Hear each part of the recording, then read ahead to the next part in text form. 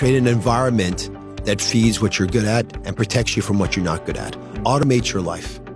I love chocolate. I mean, I really Me too. like chocolate. I'm glad you brought that up. Yeah. I was gonna say, I have a massive sweet tooth for chocolate. Yeah, it's just something about it. I don't like cupcakes, but I like chocolate, real chocolate, not cocoa. That's 70% dark chocolate. And you put that on nuts. I'm a Turk. That's all we eat are nuts.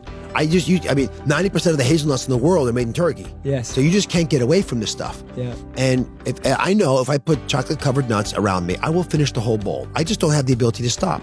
So I just make sure I'm never around chocolate-covered nuts in bowls. I'll eat one or two at a time. I don't deprive myself. I'll eat the chocolate by itself, the nuts by themselves, but not together, ever. Yes. Now, that's a simple example, but there are many others that you could just think about in your own life. There are a lot of folks who very appropriately medicate with food because it turns out carbohydrates, simple carbs especially, are incredibly soothing to the brain. They hit that brain like crack cocaine.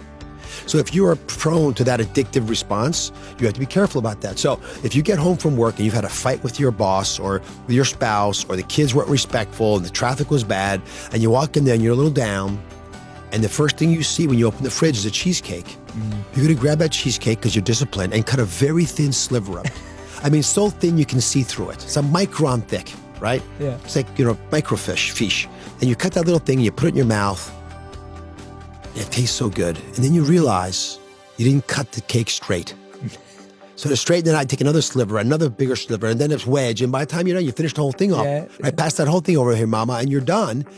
And what you've done unconsciously is feed into your weakness. But if there's no stuff that you're prone to eat in your fridge, you'll eat what you get there. That's why I always tell folks, the crisper is actually a disservice to you. You hide the veggies in the crisper, you don't see them. Instead, you see the soft drink and leftovers and other stuff at eye level. At eye level in your fridge, put foods that you know are good for you, that you also like.